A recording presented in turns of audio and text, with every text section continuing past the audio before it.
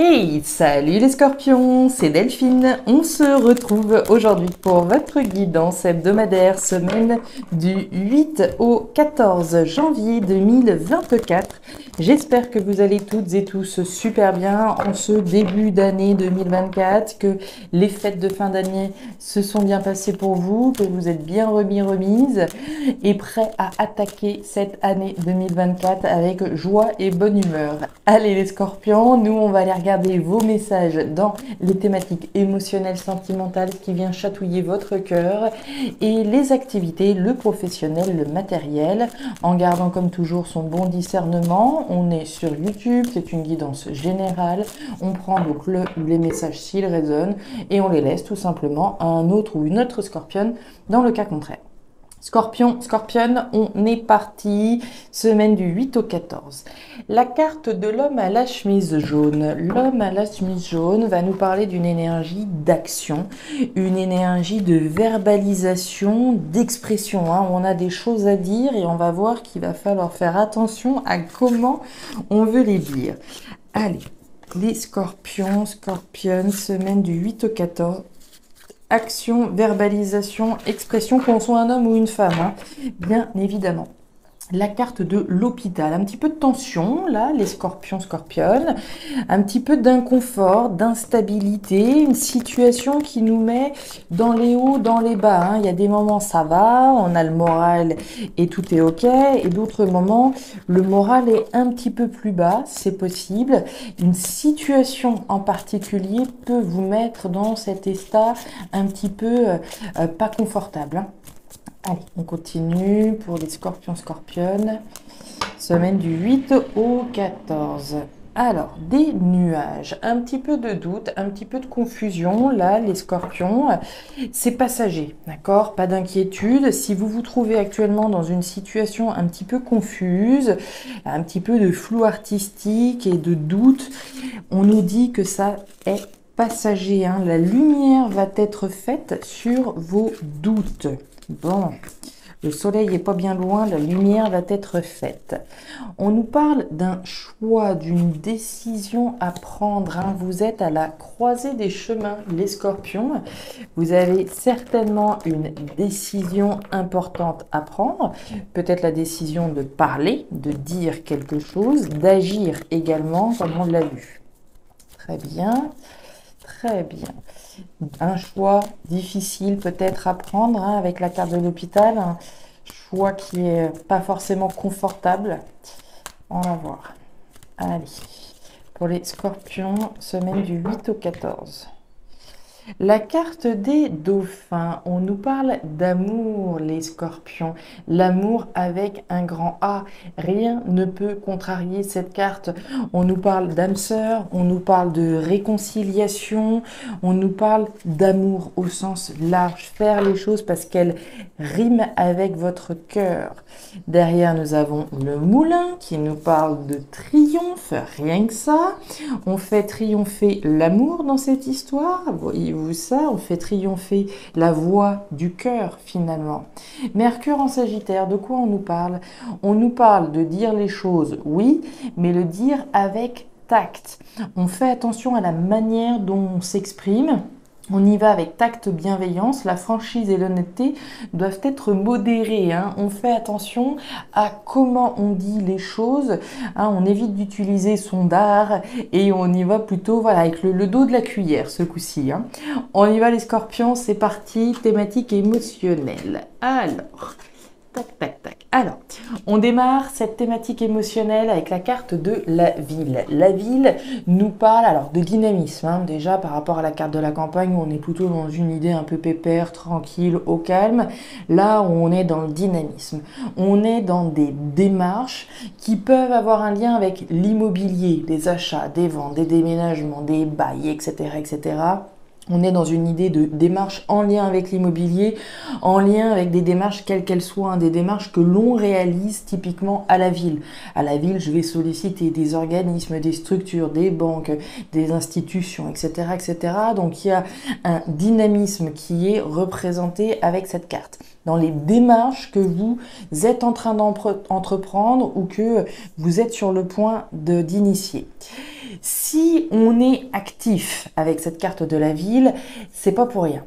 Il y a quelque chose qui initialement était pas spécialement satisfaisant. La carte du désert nous parle d'une insatisfaction, d'une frustration, d'un manque.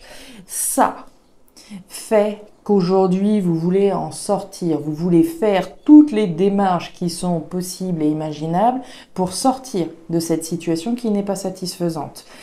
Avec la carte du stéthoscope, deux choses.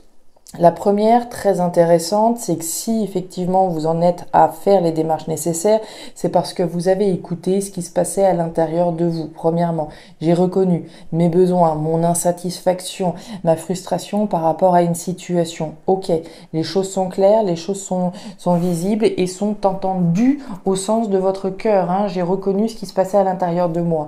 Maintenant, la carte du stéthoscope vient aussi vous inviter à chercher de l'aide à l'extérieur. La carte du stéthoscope, c'est le médecin. Le médecin, c'est le professionnel, le ou la professionnelle que l'on va solliciter quand on a besoin d'un point de vue extérieur, quand on a besoin d'un coup de main sur une situation, sur un bobo qu'on aurait. Donc, vis-à-vis d'une situation qui n'est pas satisfaisante, je vous inviterai, si ce n'est pas déjà le cas, à chercher de l'aide à l'extérieur afin de pouvoir faire toutes les démarches qui sont nécessaires pour sortir de cette situation. On continue. La femme, la clé et la carte du cercueil. Très bien. Alors, la carte du cercueil vous va très bien. Les scorpions, on nous parle de fin, de transformation, de transcendance. La carte du cercueil, il y a une fin de chapitre pour vous. On transforme quelque chose. Vous le savez au fond de vous. Finalement, si j'écoute vraiment mes besoins, mes envies et mes nécessités, je réalise que j'ai besoin de transformer une situation qui n'est donc plus satisfaisante. Mon instinct, mon intuition me le dit également avec la carte de la femme. La clé, c'est vous, les scorpions, c'est vous et c'est aussi les structures qui peuvent vous accompagner. La clé ferme les portes et en ouvre d'autres. Donc je ferme une porte, je m'autorise à fermer une porte sur un chapitre de ma vie, sur ça, pour m'ouvrir à quelque chose d'autre. Mais par ailleurs, comme je vous en parlais, les démarches que vous êtes en train de réaliser, les structures que vous pouvez solliciter vont vous permettre également de clôturer ce chapitre. Pour moi, vous êtes à la croisée des chemins. Est-ce que je me lance dans ces démarches ou pas? Certains seront à la croisée des chemins vis-à-vis de ça.